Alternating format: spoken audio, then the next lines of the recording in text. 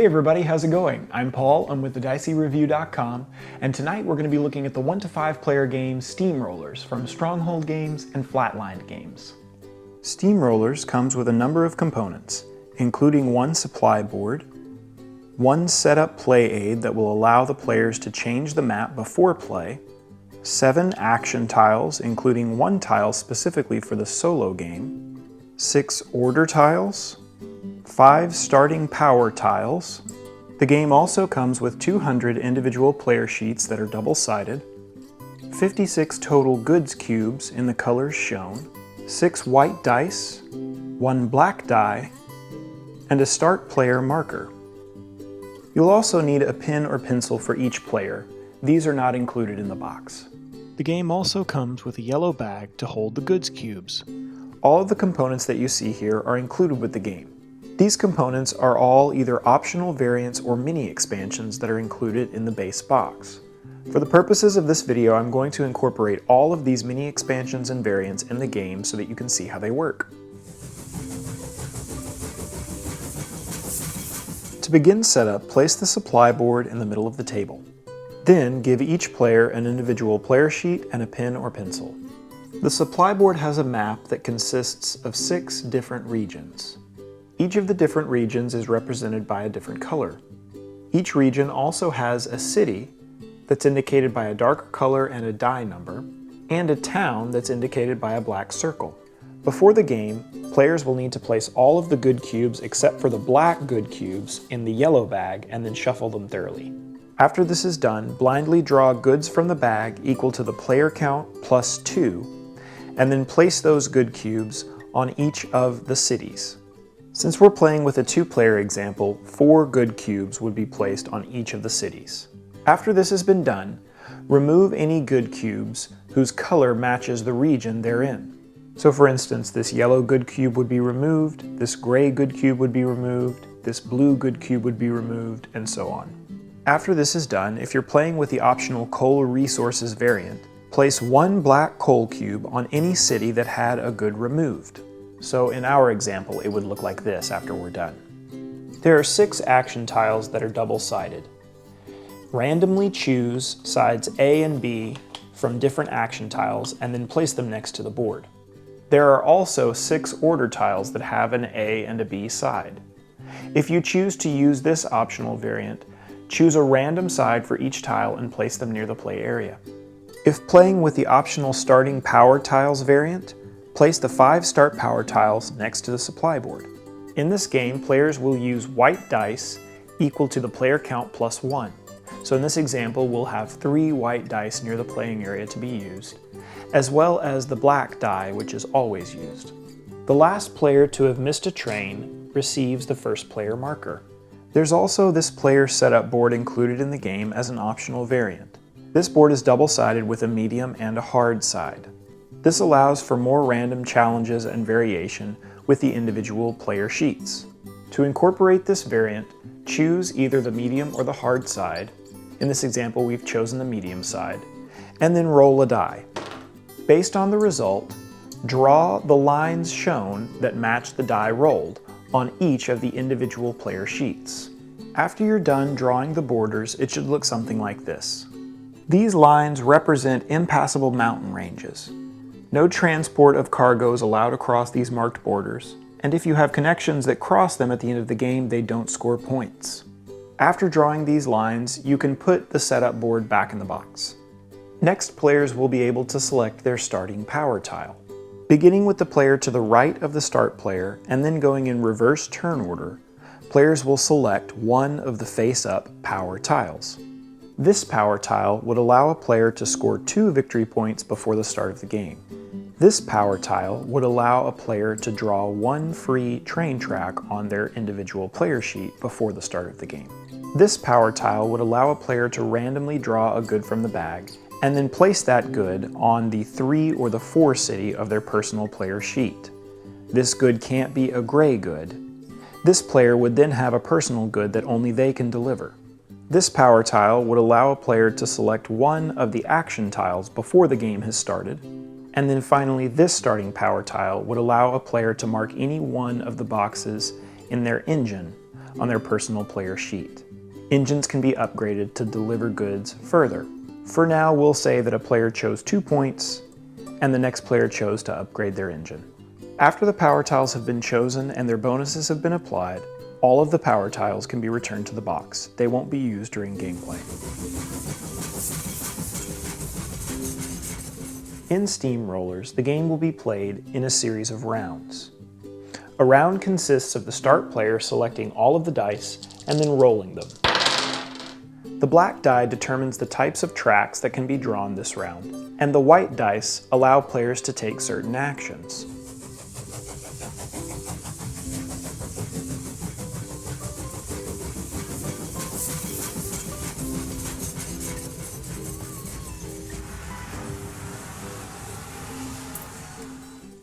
After the start player has chosen their action and removed their die, the next player in turn order would then select one of the white dice and take an action as well. Normally there will be one white die left after each player has selected their dice. Once all players have taken their die, the round ends. The dice and the start player marker will then pass to the next player in clockwise order, and this process will repeat. Now that we've looked at the basic structure of a round and a player's turn, let's look at each of the unique actions that a player can take on their turn in more detail. The first action that can be taken by a player on their turn is building track. To build track, a player would first select one of the white dice. This selected die would determine the region that the player would be able to draw their track in. For instance, if a player selected the 4, they would be able to draw track in any of the hexagon spaces in this zone. This is because the 4 matches this zone's city. The black die will determine the type of track that can be drawn during this round. In this example, the 2 tracks that are available are the straight track and the track with a slight curve. So this means that if a player selected the 4, they would be able to draw a straight track or a track with a slight curve in any of the hexes in zone 4. When drawing a straight line, a player will pick a point on a hex and then draw a line to the opposite side of that hex. If a player chose to draw a line with a slight curve, they would draw a line from this point of the hex to either this point or to this point. There are also tracks with sharp curves that can be drawn, as you can see on the black die here. If a player were drawing a sharp curve, they would draw from this point to this point of the next hex. So basically the 3 types of tracks that can be drawn are straight lines, lines with slight curves, and lines with sharp curves. Let's say in this instance the player decided to draw a line with a slight curve. This would begin one of their rail networks. It's important to note that each hex may only be drawn in once. So now that this hex has a line in it, it can't be drawn into again. It's important to note that cities cannot be drawn into. A track that's bordering that city connects to it. So for instance, this track is connected to this city, this track is connected to this city, and this track is connected to this city. Town hexes, however, do have to have rails drawn through them in order to be connected.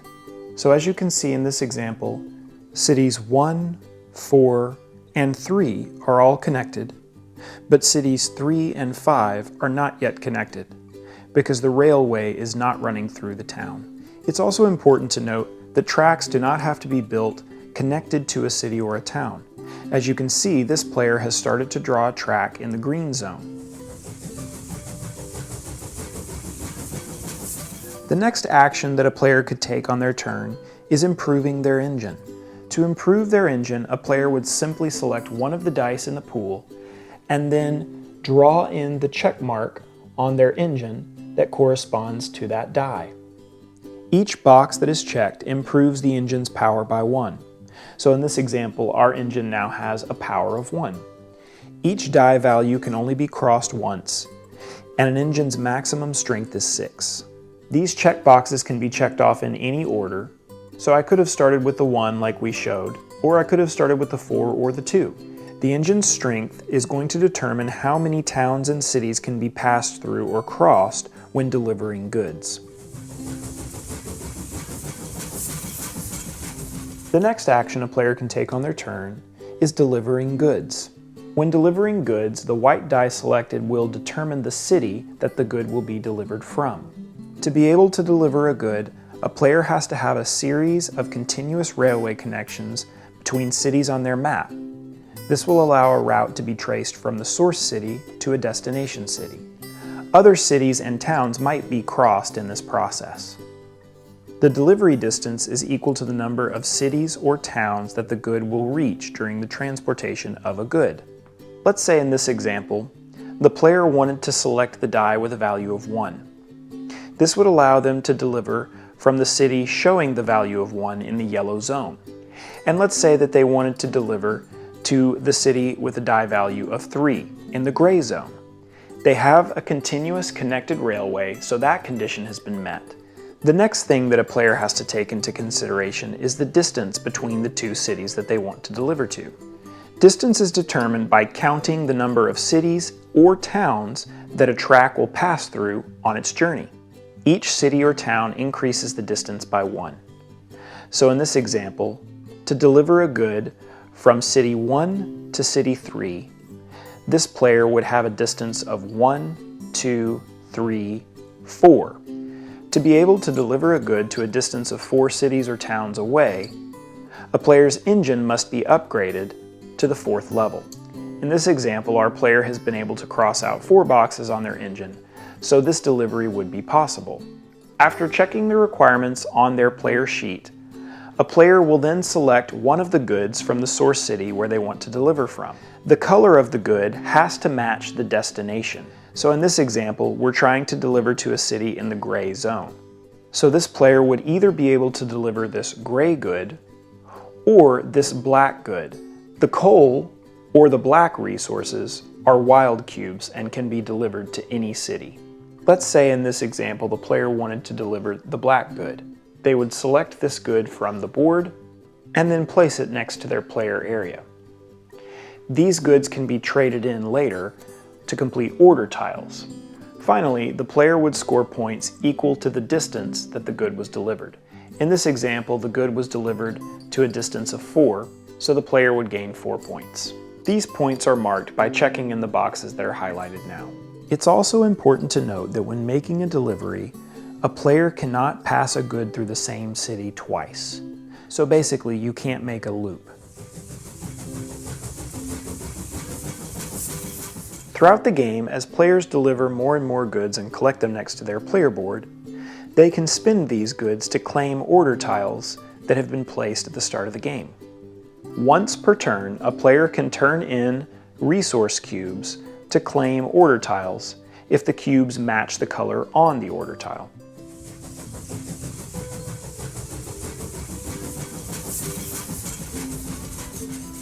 Coal can be turned in as any color when claiming an order tile, but it's important to note that only 1 black cube can be used per tile.